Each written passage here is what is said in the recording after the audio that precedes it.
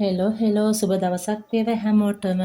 ඉතින් කොහොමද හැමෝම හොඳින් ඇති කියලා හිතනවා. ඉතින් අදත් මම සුපුරුදු විදිහට වීඩියෝ එකක් අරගෙන ආවා. අද නම් ඉතින් හුඟ කාලයකට පස්සේ ලංකාවේ විදිහට කෑම එකක් තමයි මේ හදාගන්න ලෑස්ති වෙන්නේ. ඉතින් මම හැමදේම කපලා කරලා ලෑස්ති කරලා තමයි තියෙන්නේ. ඉතින් මෙතන තියෙනවා ඌරු මස්. අද අපිට හම්බුණා තෙල් එක්කම තියෙන ඌරු මස් එකක්. ඉතින් අපිට සාමාන්‍යයෙන් මෙහෙ ඒවා හම්බ වෙන්නේ නැහැ. ඉතින් මේ විදිහට හම්බුණා මම මේක කපා ගත්තා. ඒ වගේම මහත්තයා ලංකාවට ගිහිල්ලා එනකොට කජු වගේක් තම්බලා එවලා තිබුණා. ඉතින් මේ කජු ටිකත් ලෑස්ති කරගත්තා. ඒ වගේම තියෙනවා අපේම වත්තෙන් ලෑස්ති කරගත්ත ලීක්ස් ටික අපේ එළවලු කොටුවේ. අපි මේ සීත කාලේ වවාගත්ත ලීක්ස් තමයි මේ අල සුද්ධ කරගෙන කපාගෙන තියෙනවා. ඉතින් මම සුදු ලුණුයි මොන ඉඟුරුයි තලාගෙන තියෙනවා. එනසල් කරාමු නැටි හොඳින් තලාගෙන තියෙනවා. ඉතින් ලුණු කපාගෙන තියෙනවා, මිරිස් කපාගෙන තියෙනවා, කරපිංචා තියෙනවා. ඉතින් අඩු වැඩි සේරම. ඉතින් මම දැන් ලෑස්ති කරගන්න යන්නේ මේ හැම දෙයකම අඩු වැඩි ටික. ඉතින් මම දැන් මේක මං කියන්නේ මට කජු ටික තම්බලා ඉවේ කියලා ලංකාවේ. එතකොට මම තව ටිකක් මේක තම්බ ගත්තා. ඉතින් තම්බ ගත්තා මේ විදිහට ටිකක් කුඩු වුණා. ඉතින් එතකොට මේක ටිකක් ක්‍රීම් එක වගේ ගන්න පුළුවන් අපිට. ඉතින් ඒ නිසා මම මේක දැන් දාගන්නවා මේ වාජනයේට. ඉතින් මම දැන් මේක කජු එක හදාගන්න තමයි මුලින්ම ලෑස්ති වෙන්නේ. ඉතින් කජු එකට ඉස්සෙල්ලා අපි අල ටික තම්බ ගමුකෝ. ඉතින් මම අලයකට වතුර එක් කරගෙන තම්බ ගන්න තමයි ලෑස්ති වෙන්නේ. මොකද මම මේ අලයක ටිකක් ටෙම්පරාදුර දාගන්න තමයි ලෑස්ති වෙන්නේ තෙලට. ඉතින් මේ විදිහට මම මේකට අවශ්‍ය පමණට ලුණු එක් කරගන්නවා. ඊට අමතරව මම මේකට කහ එක් කරගන්නවා. ඒ වගේම කුරුඳු පොතු කෑල්ලක් එක් කරගන්නවා. ඒ වගේම කරපිංචා ටිකකුත් එක් කරගන්නවා. ඉතින් මම මේක දැන් ලිපේ තියාගෙන තඹ ගන්නවා. ඉතින් දැන් මේ විදිහට මම මේකට තෙල් ටිකක් එක් කරගන්න තමයි ලෑස්ති වෙන්නේ.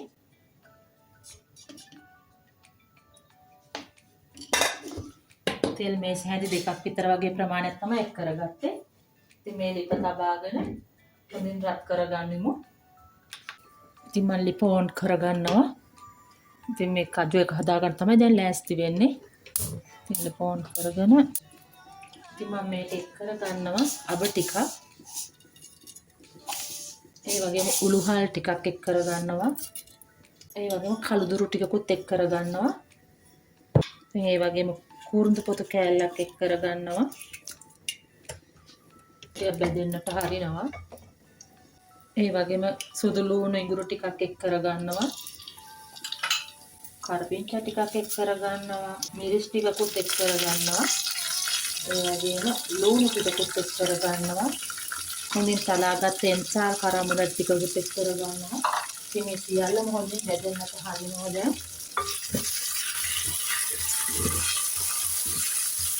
මේ හොඳින් බෙදෙන්නට හරිනවා.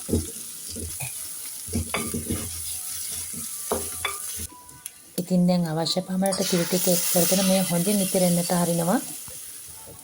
ඉතින් මේටම මම කහ ටිකකුත් එක් කරගන්න අවශ්‍ය පමණට.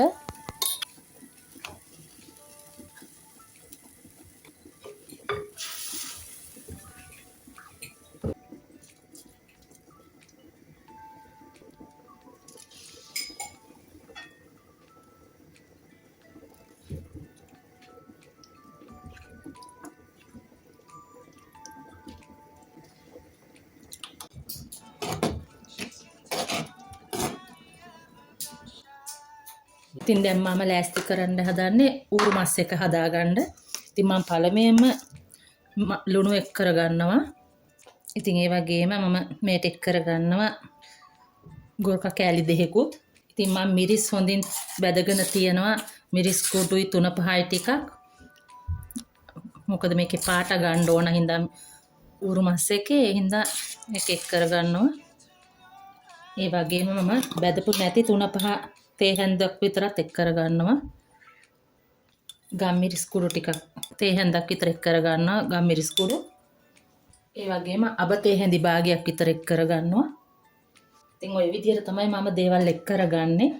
ඉතින් මේ අවස්ථාවේදී මම එක් කරගන්නවා මිරිස් එක් කරගන්නවා. ලුණු එක් කරගන්නවා. ඒ වගේම එක් කරගන්නවා සුදු ලුණුයි ඉඟුරුයි තලාගත්ත.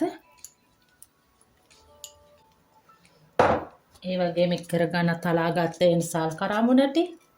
ඒ වගේම කුරුඳු පොතු කෑල්ලක් එක් කරගන්නවා. ඒ වගේම මම එක් කරගන්න උළු හාල් එක් කරගන්නවා. ඒ වගේම කළුදුරු එක් කරගන්නවා ටිකක්. ඉතින් කළුදුරු අපේ ගෙදර නිතරම දැන් කෑම වලට එක් කරගන්නවා. ඉතින් මම මේ හොඳින් අනා ගන්නවා.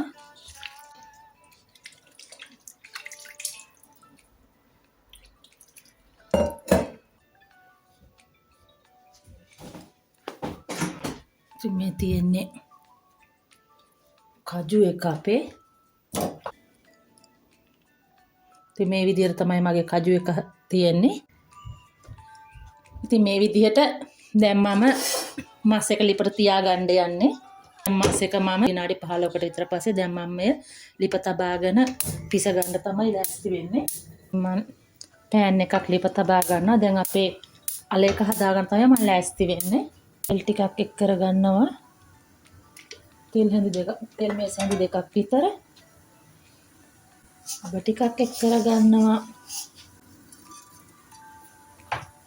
ඒ වගේම මිරිස් එක් කරගන්නවා.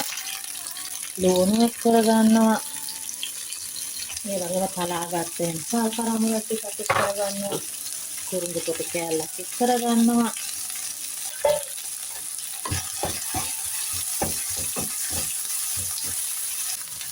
මේ වගේම කෑලි මිරිස් තේහෙඳි එකමාරක් විතර එක් කරගන්නවා. ඉතින් මේ අවස්ථාවේදීම අල ටිකත් එක් කරගන්නවා මම.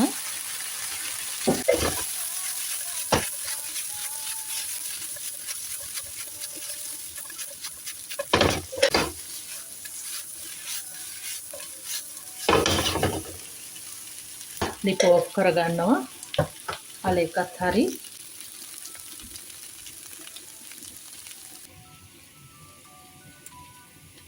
ඉතින් මේ තියෙන මස් එක මම ලිපේ තියාගත්ත විනාඩි 10කට විතර පස්සේ. ඉතින් මේ හොඳින් තැම්බෙන්නට හරිනවා.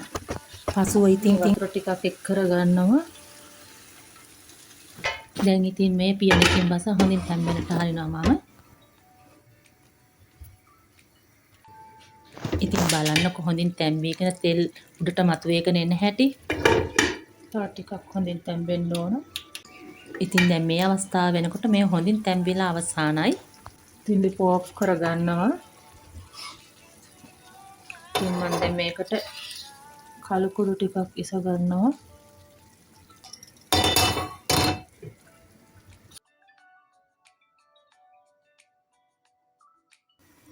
ඉතින් දැන් අපේ ලීක්ස් එක හදාගන්න තමයි මම මේ ලෑස්ති වෙන්නේ. ඉතින් පෑන් එකක් ලිප තියාගෙන තෙල් එක් කරගෙන හොඳින් රත් වන විට මම ලුණු මිරිස් කරපිංචා ඒ සියල්ලක්ම දමාගත්තා.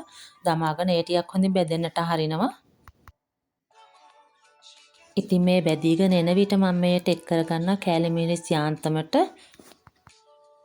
ඒ ටිකක් හොඳින් කලවම් කරලා මම මේට එක් කරගන්නවා කපාගත්ත ලීක්ස් ටික. පසුව ඒට මම කහටියකුත් එක් කරගන්නවා. මොකද මේට මං කිරි ටිකක් දාලා හින්දන්න තමයි මේ ලෑස්ති වෙන්නේ. සියල්ලම හොඳින් කලවම් කරගන්න මම මේක විනාඩි 7ක් විතර වගේ තමයි පිසගන්නේ. ඉතින් දැන් මේ විනාඩි 4කට විතර පස්සේ මම මේ අවස්ථාවේදී මේට කිරි එක් කරගන්නවා. ඉතින් මේ විදිහට කිරි ටික එක් කරගෙන මම මේක තව විනාඩි 3ක් විතර තියාගෙන ඊට පස්සේ ලිපෙන් බා ගන්නවා. දැන් මම ලිප ඔෆ් කරගන්නා මේ අවස්ථාවේ. ඉතින් මේ තියෙන්නේ ඊයේ රෑට මම හදාගත්ත කෑම වේල තමයි අපේ ලංකාවේ විදිහට. ඉතින් වෙනදා වගේම මාව බලන් හිටපු මාව අහන් හිටපු ඔයාලා හැමෝටම ආදරේ ස්තුතියි කියලා කියනවා. එහෙනම් නැවතත් අලුත් වීඩියෝ එකකින් හම්බ වෙනතුරු අදට ගිහිල්ලා එන්නම්. හැමෝම පරිස්සමින් ඉන්න. බුදුසරණයි ජේසුස් පිහිටයි.